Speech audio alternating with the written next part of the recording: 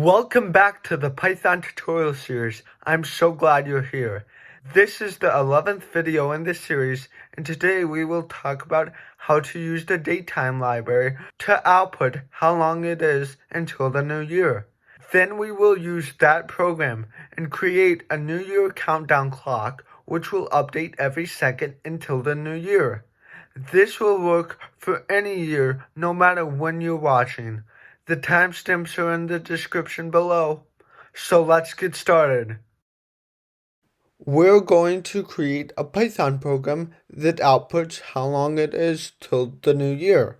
So from the datetime library, we're going to import datetime. We will first need to get the current date and time, and we can do that by creating a variable today and set it equal to datetime.now.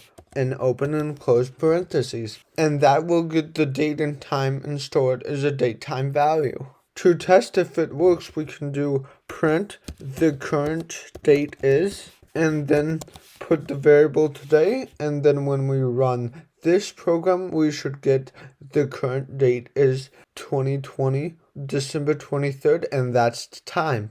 You notice it outputs in this format because the type is datetime. Now we want to store the year, which is 2020, and we can do year equals today dot year. And then if we test to see if this works, we can do print year. And when we run this, it will output 2020, so this works. We could also do today dot hour, today dot minute, today dot second to get hour, second, and minute, or whatever you want. So let's create a variable called next year and set it equal to year plus 1. Then when we print next year, we should get 2021, and in fact we do. The new year is on January 1st, 2021, or whenever the next year is. So let's create a new variable called new year and set it equal to a string. And let's say 11 plus, we're going to want to convert the next year into a string and do string next year, and then we will add the time at the end. So now let's print new year to see if it works. And when we run this, we see it outputs as January 1st, 2021, midnight. So this is great now, but it's a string. So let's convert it to a datetime variable. We're going to create a new variable called new year date, where we'll convert the string into a datetime variable, and we'll do datetime dot strip time. And we need to input two values. The first, the variable where the string is, which is new year. Then we will need to grab the string. And then we're going to do open and close quotes because we are grabbing a string, and we're grabbing the month, day, year, hour, minute, and second. And we put this %sign in front of what we want to grab. We'll talk about this later on in the tutorials, but you just need to know that for now. And you may be asking, how do I know it's M, D, capital Y, etc.? I looked this up online, and you can find for datetime everything online. People just Google, how do you get this value for datetime? And it's all on the web. And you see I separated this by what I separated up here. So I have a dash down here. I have a colon in between the hours and minutes and seconds, and I do up there.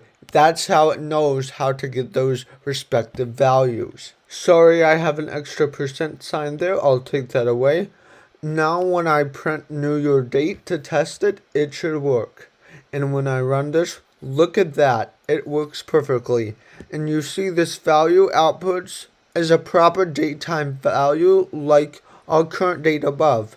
Now that we have two values that are both in datetime, we can just subtract the two. So I'm gonna create a new variable called time remaining and set that equal to new year date minus today. So when we print the value of time remaining, we get 8 days, 2 hours, 2 minutes, and 10 seconds. There you go. That's how long it is till 2021. And this will work for every year, no matter what year you're watching. So this will still work because we do next year equals year plus 1. So if this is 2021, it will work for 2022. So it will work no matter when you're watching this video. And that's how you get an output of how long it is till next year in Python. So we output this value, but wouldn't it be great if it constantly changes every second and updates? Well, let's do that now. So I'm going to copy this code and paste it into another program. We can delete some of these print statements because all we need is the last one. We were just using some of these print statements earlier to test that it works, and now we know that it works, so we only need to print the time remaining this year.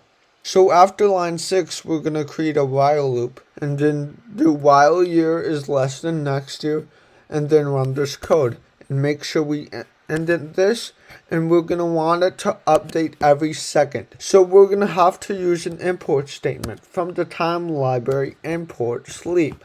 And then inside this while statement, we're going to sleep for 1 second. So we'll just do a 1 inside the parentheses, and that means 1 second. Then we're going to want to update the current time every second. So after the program pauses for 1 second, we're going to grab the new date time, and then this will repeat again. And we're going to run this, and it should work. And it does. But you may notice that it prints on a new line every time, and this is kind of annoying, and the program will just keep running and use a lot of lines. There's a way we can fix this. If you remember from a previous video, we used the carriage return. So print time remaining, comma, and equals, and in a string, \r. So carriage return, it returns to the beginning of the line, then writes over that. Now, when we run this, it should work. And in fact, it does. 8 days, 1 hour, 55 minutes, and 32 seconds, 31, 30, 29, and so forth. And you may be noticing, why is the decimal changing? Isn't it exactly 1 second? Well, keep in mind it takes some time for the program to run. Once it's the new year, we can go out of this while statement and print Happy New Year. You won't see this line when we output it right now because it's not the new year, but it will work when the timer hits 0. And that's how you create a new year countdown that updates automatically every second. Thank you so much for watching. Make sure to follow along with this video series by subscribing and hitting the notification bell, or by clicking on the next video so that you can expand your knowledge about Python. And as always, I can't wait to see you next time.